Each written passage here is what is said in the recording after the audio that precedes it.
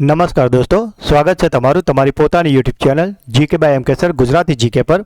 આજે આપણે આ વિડીયોમાં 30 ડિસેમ્બર 2025ના 15 મોસ્ટ એમબી ટોપિકને ડિટેલમાં કવર કરીશું, એ પણ ખૂબ જ ઝડપથી। તો પૂરો વિડીયો બહુ જ ધ્યાનથી જોજો મિત્રો। આપણે આ વિડીયોમાં એવા જ પ્રશ્નો પસંદ કરીએ છીએ જે પરીક્ષાની દ્રષ્ટિએ ખૂબ જ વધારે ઇમ્પોર્ટન્ટ હોય। તો મિત્રો પૂરો વિડીયો બહુ જ ધ્યાનથી જોજો, અને જો તમે આ ચેનલને રેગ્યુલર ફોલો કરો છો તો તમારી તમામ સરકારી સ્પર્ધાત્મક પરીક્ષાઓ જેવી કે પોલીસ, તલાટી, ક્લાર્ક, બેન્કિંગ, આવનારી એસટીઆઈ, ડીવાયએસઓ, ટેટ, ટાટ વગેરે જેવી જીપીએસસી અને ગૌણ સેવાની તમામ સ્પર્ધાત્મક પરીક્ષામાં આ ચેનલ તમને ખૂબ જ વધારે ઉપયોગી થશે। તો જો હજુ સુધી ચેનલને સબસ્ક્રાઇબ ના કરી હોય તો અત્યારે જ કરી લેજો। તો ચલો વિડીયો સ્ટાર્ટ કરીએ છીએ। સૌથી પહેલાં ગઈકાલના 15 પ્રશ્નોનું ફટાફટથી એક ફ્લેશ રિવિઝન કરી લઈએ। ગઈકાલનો પહેલો પ્રશ્ન હતો, મુખ્ય સચિવોની 5મી રાષ્ટ્રીય પરિષદની અધ્યક્ષતા કોણ કરશે? તો મિત્રો આજે મુખ્ય સચિવોની 5મી રાષ્ટ્રીય પરિષદ છે, તેની અધ્યક્ષતા કરશે વડાપ્રધાન નરેન્દ્ર મોદી। કયા ક્રિકેટરને પ્રધાનમંત્રી રાષ્ટ્રીય બાલ પુરસ્કાર 2025 એનાયત કરવામાં આવ્યો છે?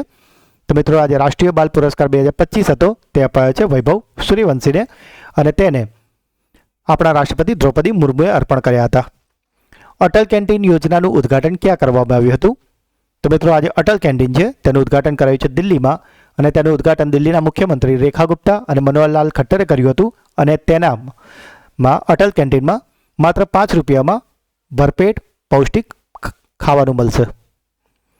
તાજેતરમાં ચર્ચામાં આવેલા બેઝમિયન જ્વાળામુખી કયા દેશમાં સ્થિત છે? તો મિત્રો આજે બેઝમિયન જ્વાળામુખી છે તે આવેલું છે રશિયામાં। ડિસેમ્બર 2025માં 33 વર્ષ પછી ફરીથી કયા રાજ્યને સત્તાવાર રીતે ટાઈગર સ્ટેટનો દરજ્જો મળ્યો છે?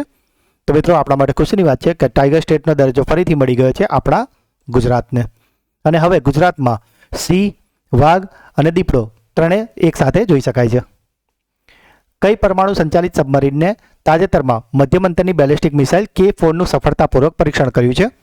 તો મિત્રો આ K4નું સફળતાપૂર્વક પરીક્ષણ કર્યું છે INS અરિઘાટે। ઓડિશાના પ્રથમ મહિલા મુખ્ય સચિવ તરીકે કોની નિમણૂક કરવામાં આવી છે? તો ઓડિશાના પ્રથમ મુખ્ય સચિવ બની ગયા છે 1991 બેચના IAS અધિકારી અનુ ગર્ગ। તાજેતરમાં જ વર્લ્ડ રેકોર્ડ બુક ઓફ ઇન્ડિયાએ તાજેતરમાં સાન્ટાક્લોઝને વિશ્વના સૌથી મોટા સફરજન અને રેતીના કણોમાંથી કોને બનાવ્યો છે? તો મિત્રો આજે રેતીના સાન્ટાક્લોઝ હતા જેને સફરજનથી બનાવવામાં આવ્યા હતા, તે બનાવ્યા છે ઓડિશાના પુરી બીચ પર, અને તેને બનાવ્યું છે સુદર્શન પટનાયકે। તાજેતરમાં ગ્લોબલ ચેસ લીગ 2025નું ટાઇટલ કોણે જીત્યું છે? તો મિત્રો આજે ગ્લોબલ ચેસ લીગ 2025 છે તેને જીતી લીધું છે અનીશ ગીરી અને આર પ્રજ્ઞાનંદે। વર્ષ 2025માં શહીદ ઉધમસિંહની કઈ જન્મજયંતિ ઉજવવામાં આવી છે? તો મિત્રો શહીદ ઉધમસિંહની મનાવવામાં આવી હતી 126મી જયંતિ। કઈ રાજ્ય સરકારે તાજેતરમાં તેની તમામ સરકારી શાળાઓમાં અખબાર વાંચવું એટલે કે સમાચાર પત્રો વાંચવા ફરજિયાત બનાવ્યા છે? તો મિત્રો આ સમાચાર પત્રોને ફરજિયાત વાંચવાનું બનાવ્યું છે ઉત્તર પ્રદેશે। 21મી સદીમાં મેલબોર્ન ક્રિકેટ ગ્રાઉન્ડ પર 5 વિકેટ લેનાર ઇંગ્લેન્ડનો પ્રથમ બોલર કોણ બન્યો છે? તો મિત્રો આ બોલર છે જોશ ટંગ। જાન્યુઆરી 2026માં 40મી એશિયન વોટરફોલ સેન્સ ક્યાં હાથ ધરવામાં આવશે? તો મિત્રો તે યોજાવાની છે કોરિંગા વન્યજીવ અભયારણ્યમાં કે જે આવેલું છે આંધ્રપ્રદેશમાં।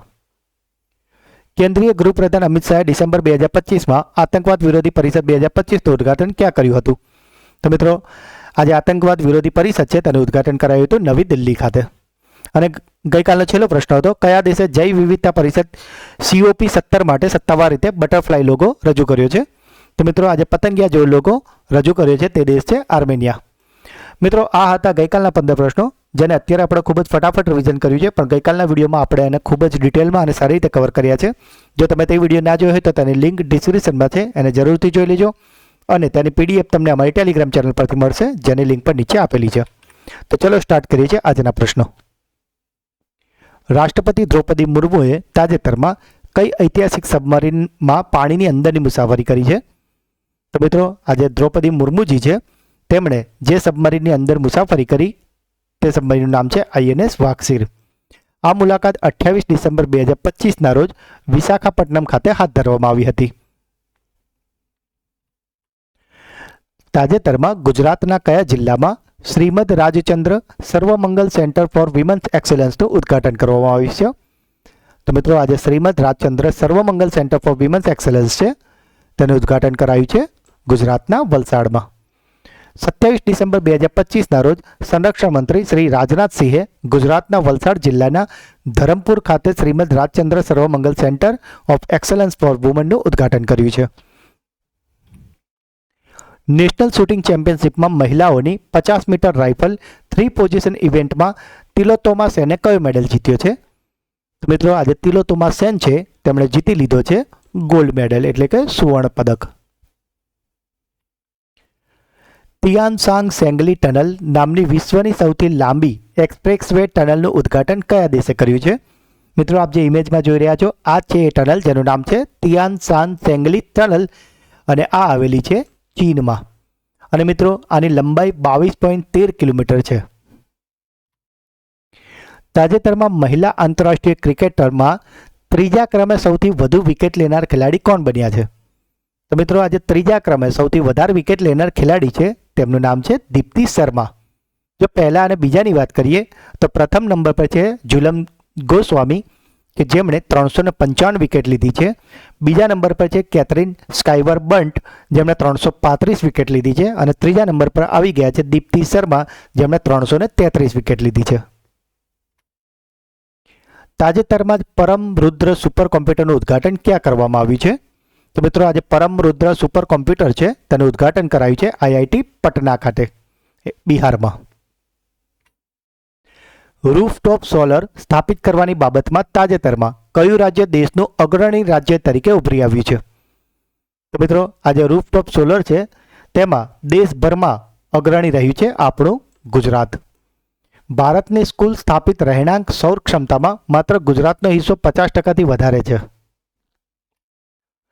હરમનપ્રીત કૌરે મહિલા T20 આંતરરાષ્ટ્રીય ક્રિકેટમાં કેપ્ટન તરીકે સૌથી વધુ જીત મેળવવાનો નવો રેકોર્ડ બનાવ્યો છે અને તેમણે આ કોનો રેકોર્ડ તોડીને બનાવ્યો છે?